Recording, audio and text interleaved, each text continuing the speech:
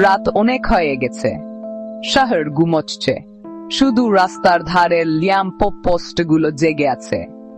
তাদের ক্লান্ত আলো রাস্তাগুলো দেখাচ্ছে ফ্যাকাশে। একটা মেয়ে একা হেঁটে চলেছে, তার পায়ের শব্দ ভেসে আসছে নিস্তব্ধতায়। মেয়েটির নাম রিয়া, তার মন ভারাক্রান্ত। রাতের নীরবতায় রিয়ার চিন্তাগুলো প্রকট হয়ে উঠছে। কোথায় তুই? রিয়া তার ফোনটা হাতে নিল।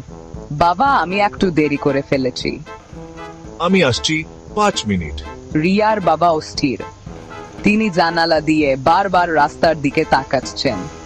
রিয়ার মাও চিন্তিত। রিয়া ফোন রেখে দিল, তার হাত থরথর করছে। একটা মোড় ঘুরতেই রিয়া দেখতে পেল কিছু ছেলে আড্ডা দিচ্ছে। তাদের চোখ রিয়ার উপর স্থির হল। ছেলেগুলো জোরে জোরে কথা বলছে, হাসাহাসি করছে। রিয়ার বুকের ভেতর ডুম ডুম করে উঠল। তার পায়েন মাটিতে জমে গেল।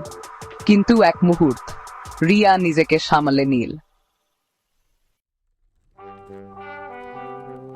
রিয়া মাথা উঁচু করে চলতে লাগল। তার চোখের দৃষ্টি স্থির, মনের ভেতর সাহস জাগল। ছেলেগুলোর পাশ কাটিয়ে রিয়া চলে গেল, তার পদক্ষেপ দ্রুত এবং আত্মবিশ্বাসী।